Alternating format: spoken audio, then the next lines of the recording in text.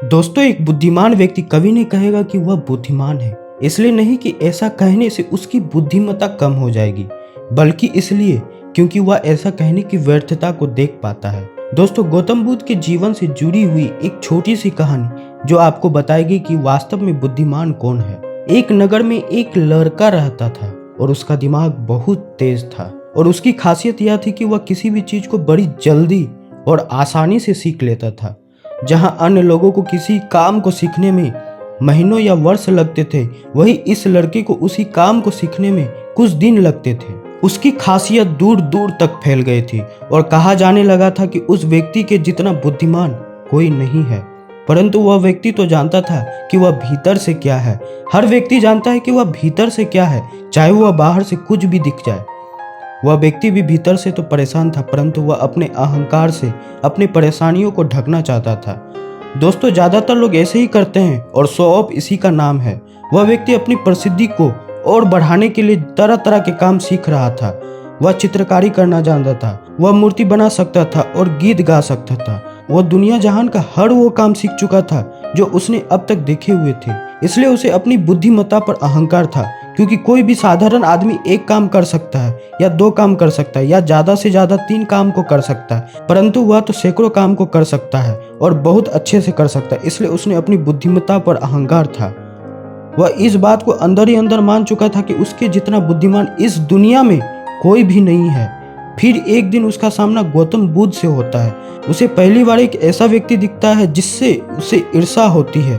अब तक उसने ऐसे लोग को देखे हुए थे जो उससे ईर्ष्या करते थे, और जहां ईर्ष्या होती है वहां तुलना का होना निश्चित है। वह व्यक्ति अपनी तुलना गौतम बुद्ध के साथ करना शुरू कर देता है। वह देखता है कि बुद्ध के पास तो एक भिक्षा का कटोरा है और लेकिन उसके पास धन की कोई कमी नहीं थी। बुद्ध के वस्त्र तो साधारण से थे, परंतु उसके वस्त्र बहुत कीमती हैं। बुद्ध तो जमीन पर नंगे पैर चलता है, परंतु वह नंगे पैर नहीं चलता। इसी तरह से वो आदमी सैकड़ों चीजों से अपनी तुलना गौतम बुद्ध के साथ करने लगता है, परंतु हर तुलना के बाद वह पाता है कि उसकी ईर्ष्या बुद्ध के प्रति 1% भी कम नहीं होती।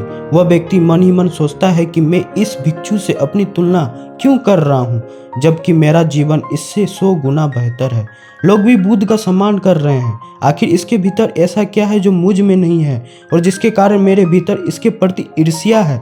बहुत देर अपने मन में उलझे रहने के बाद वह व्यक्ति तय करता है कि वह बुद्ध के पास जाएगा और उनसे पूछेगा कि उसकी उपलब्धि क्या है।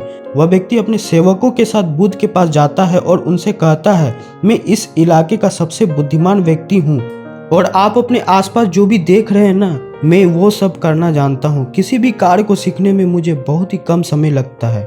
सभी लोग मेरा सम्मान करते हैं, परंतु इसके बाद भी मेरे भीतर आपके लिए ईर्ष्या है। मैं यह जानना चाहता हूँ कि आपकी उपलब्धि क्या है।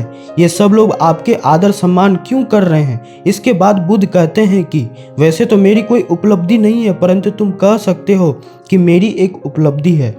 वह व्यक्ति पूछता है कि क्या मैं जान सकता हूँ। तो फिर उसके बाद बुद्ध कहते हैं कि मेरी एक उपलब्धि है कि मैं सभी उपलब्धियों को छोड़ चुका हूँ। वह व्यक्ति बुद्ध से पूछता है कि मतलब मैं कुछ समझा नहीं। बुद्ध उस व्यक्ति से कहते हैं कि क्या तुम्हें प्रशंसा अच्छी लगती है। वह व्यक्ति कहता है कि प्रशंसा तो सभी को अच्छी लगती है। उसके बाद बुद्ध कहते हैं कि क्या तुम्हें निंदा अच्छी लगती है। तो वह व्यक्ति कहता है कि भला इस दुनिया में कौन जिसे अपनी निंदा अच्छी लगे। उसके बाद बुद्ध कहते हैं कि जो तुम्हें अच्छा लगता है और जो तुम्हें बुरा लगता है, मैं इन दोनों से भी ऊपर उठ चुका हूँ। ना मुझे निंदा सताती है और ना ही मुझे अपनी प्रशंसा खुश करती है। बस यही अंतर है तुम में और मुझ में। और उसके बाद वह व्यक्ति बुद्ध से कहता है कि परंतु यह कैसे संभव है।